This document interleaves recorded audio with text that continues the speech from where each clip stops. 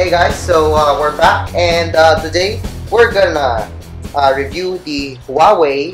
Ano to? Ano to? Huawei G8. G8. Okay. Base makakalimot naman si Nick Nguyen. Nalilito ako sa P8 at sa G8 ni Huawei eh. Ayun. So this is the Huawei G8. And tawag dito, this is actually a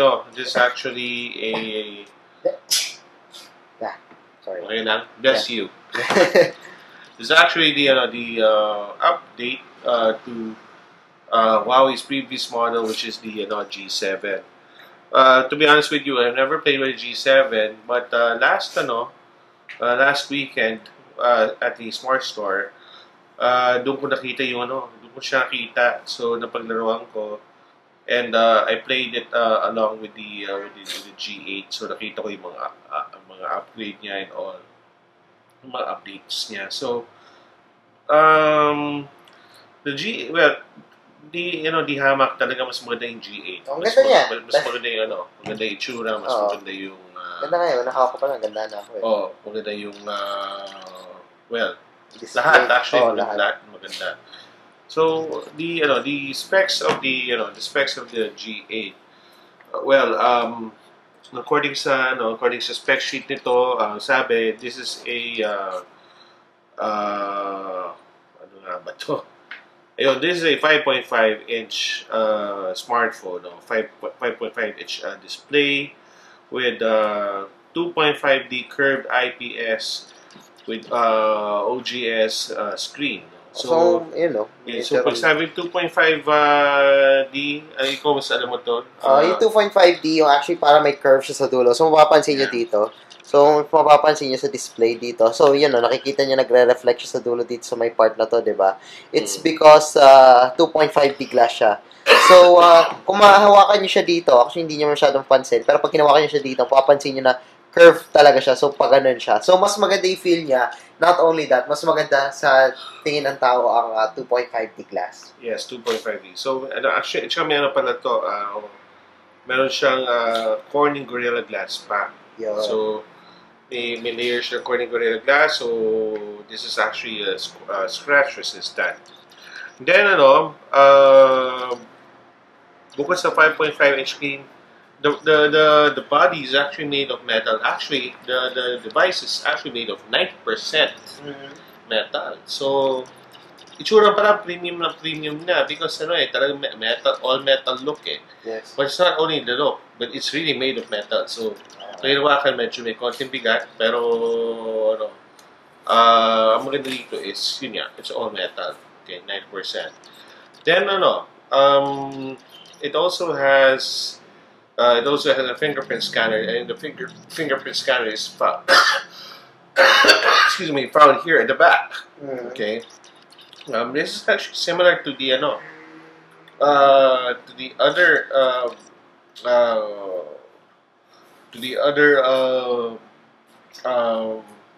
main yung Huawei smartphones meron ganyan eh. yung tawag dito, flagship nila. Yes. Yeah, yung Mate Mate 7, no? Is it a Mate 7, Mate S? Mate S. Yung latest? Yung latest nila, yung recent nila. Pero yung una yung Mate 7, di ba? Yung maganda last year. Yung recent nila, Mate S. Okay, recently Mate S. Pero yung last year was also Mate 7. So, yes. Ang bilis ng response ng fingerprint scanner nila, and it unlocks the phone pretty fast. So, for example, this is my finger, and I'm gonna what do you call this? Touch it, no? It would, see? It would unlock. It would unlock the phone. So I'm gonna touch this again. Oops, sorry. Touch this again. Yeah, yes. See? Ganun kabilis. So so if you can see this, the screen is gorgeous. Very, very, very nice screen. That's very nice. And very smooth. Okay, because this is powered by a Snapdragon 615. Yeah, Snapdragon. Pasensya na guys, muna ako. This powered by a Snapdragon 615 processor. 616 actually. Oh, wala naman Wala 616 na 616 eh. It's a 615. Okay, so this must be a typo. 615 processor, 1.5 plus quad 1.5 quad core plus 1.2 quad core, Adreno 405, and so 1.5 gigahertz to kasi yun naman maximum talaga ng 615 Qualcomm Snapdragon processor. Yes. And 3 gigs of RAM and 32 gigs of internal storage. May external ano pa to? External memory slot. Kasi this one comes with ito, as you can see in the plastic at the back. It houses 2 nano SIM cards, pero if you're not gonna actually, 1 nano SIM card and the other one is a micro SIM card. If you zoom it closely, if you're not going to use the micro SIM card slot, pwede mo lagyan ng memory card. Oo. So, okay, hindi natin ma-zoom. So, anyway, yun ang ano. Ayan. So, yun ang nakasulat dyan. Okay, hindi na ako yung naubos. Sinisip po naman. So, yeah. So, okay, so I've been using this. Yeah, it has LTE, dual LTE supported. So, yun nga nakita natin. Ito micro SIM card, nano SIM card and micro SIM card. So it supports 2 SIM cards. So yeah, I've used this phone for a week now, and I'm really liking this phone. And even though I have a new phone, ano mo ba kung ano new phone ko, Jam? Ano yan? Oh. Hindi ba nakikita? Di mo pa nakikita? Hindi pa. Kasi kanina pa tayo magkasama, di mo pa nakikita? Hindi ko pa nakikita. Okay, I have a new smart iPhone 6s Plus. Oh, so you got your smart recently na? Oo.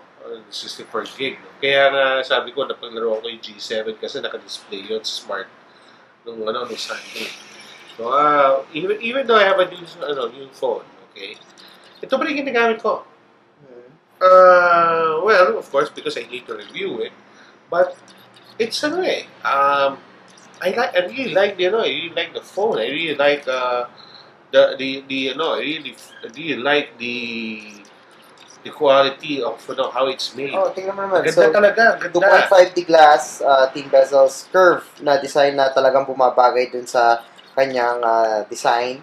And then sa likod, tingnan mo naman, it's very gorgeous. Aluminum to, no? Tama ba? Aluminum. Parang ganon. So baka siya. So, very sturdy, very solid, very premium. Actually, the first time I saw this phone was with with John Nieves of Unbox, no?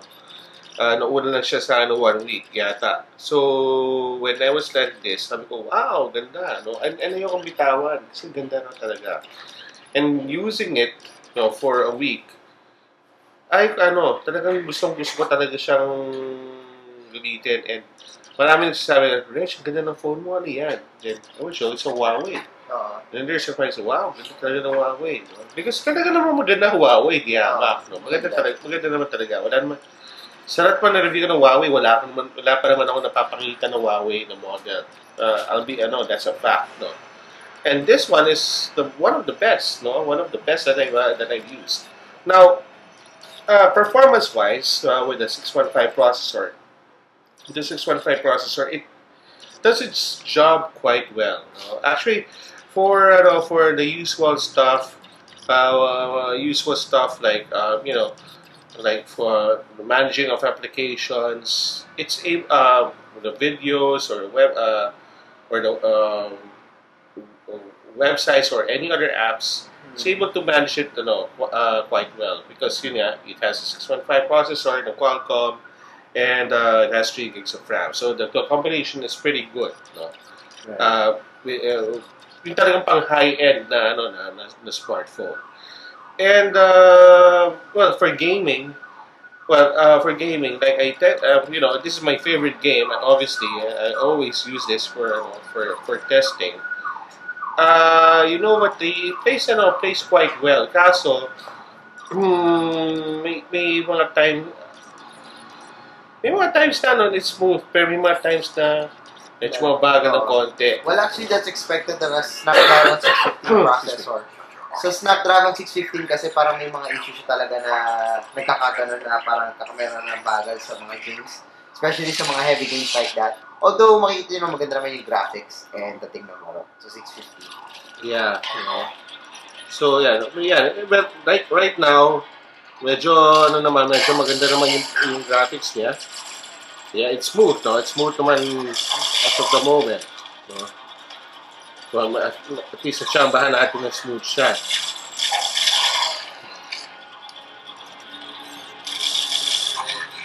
Yeah, so, Jam, what do you think? Ito naman, hindi siya super smooth sa pagdating sa mga heavy scenes. Pero yung graphics niya, yung lighting, nakikita nyo naman maganda naman yung dating niya. And at least kaya mag-Nova 3. It's a really heavy game kahit na a year old na yata yan or less. And yan, so kita nyo naman. Medyo namatay lang pero yan, nakita nyo, maganda yung graphics, ang ganda ng display, the performance is quite good. Yan, so yun, may makikita nyo naman may mga distorted sa mga graphics talaga niya kasi yun yung parang effects which is hindi siya tumitigil ng todo-todo. And despite ng konting lags, it's still very playable. Si Huawei G8. Yeah, so, but with other games, like, yung mga casual games, like, because I was with my daughter the other day, and, of course, hindi naman niya alam paano laruin to. Napilitan ako mag-install ng ibang games, mga casual games, like Angry Birds Pop, which is actually also my favorite because of my daughter, no? Napapalaro din ako. And yung mga ganung klaseng games, those other kinds of games, like kaya-kaya naman, no? Kaya-kaya naman.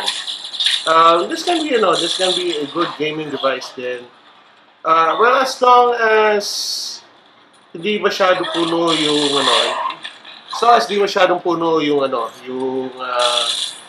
yung mga apps mo sa background. Yeah. So, well, as you can see, wala naman siyang hardware buttons. It's all software. Okay, so I'm gonna exit this.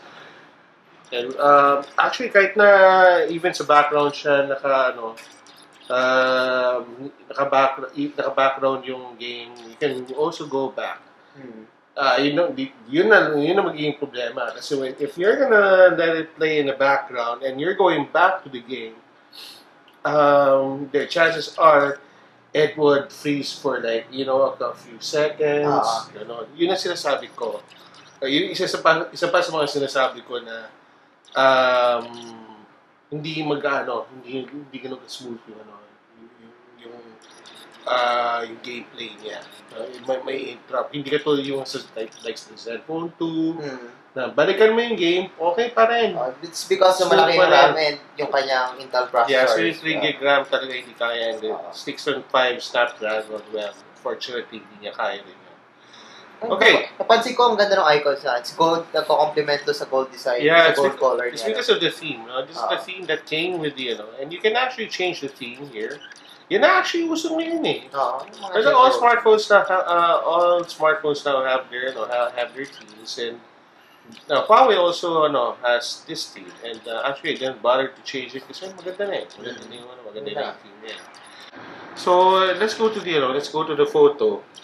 Ito yung gallery, and so these are the photos that I've taken.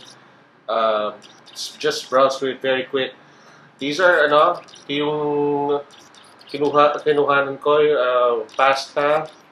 Very nice photo of the pasta. Burger. Ganda na ba kukuha, diba? Maganda. Maganda yung kulay. Maganda yung niya. Maganda yung reproduction. Ito, speaking of color reproduction.